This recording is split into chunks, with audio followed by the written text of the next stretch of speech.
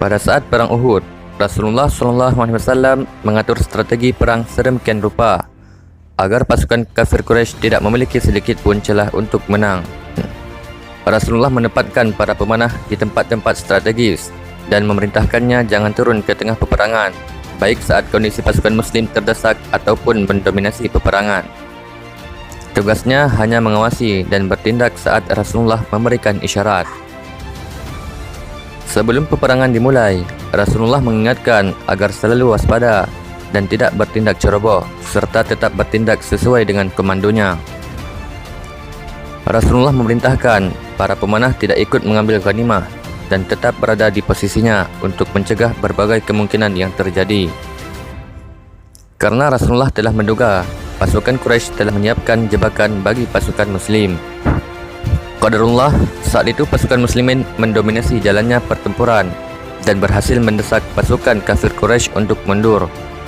Namun, beberapa pemanah yang bertugas mengawasi dan sebagai backup pertahanan pasukan muslim mengira bahwa peperangan telah selesai.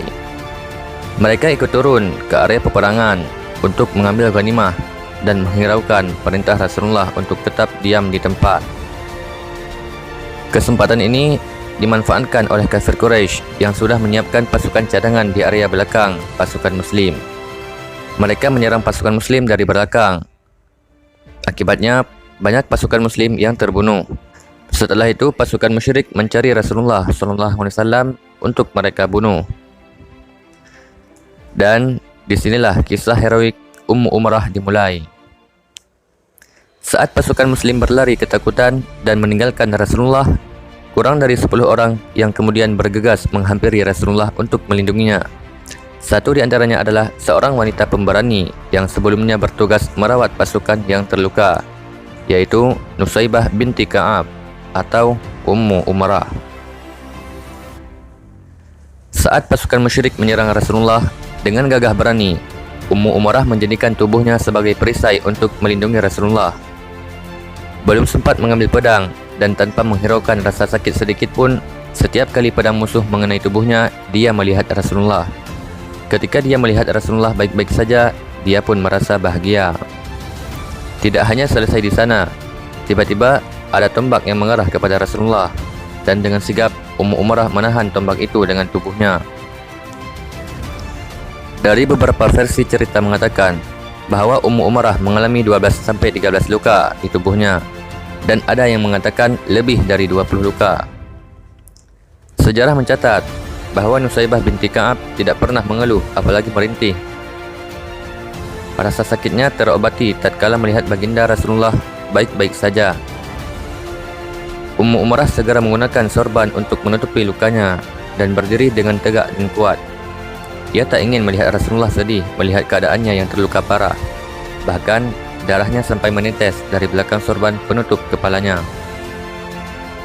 Ummu Umarah bertanya kepada Rasulullah, "Ya Rasulullah, bagaimana keadaan engkau?" Rasulullah menjawab bahwa beliau baik-baik saja.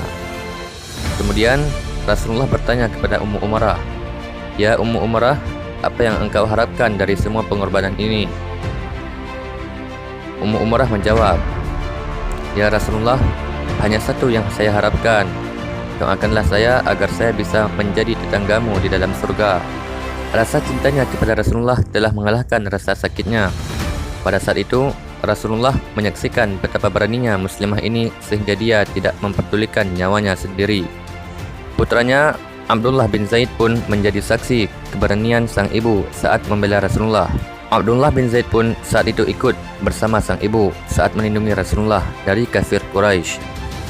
Saking kagum atas keberanian Nusaybah, beliau mendoakan keluarga Nusaybah, "Ya Allah, jadikanlah mereka orang-orang yang akan menemaniku di surga." Masya Allah, kira-kira masih adakah wanita seberani beliau di masa sekarang? Wallahu a'lam.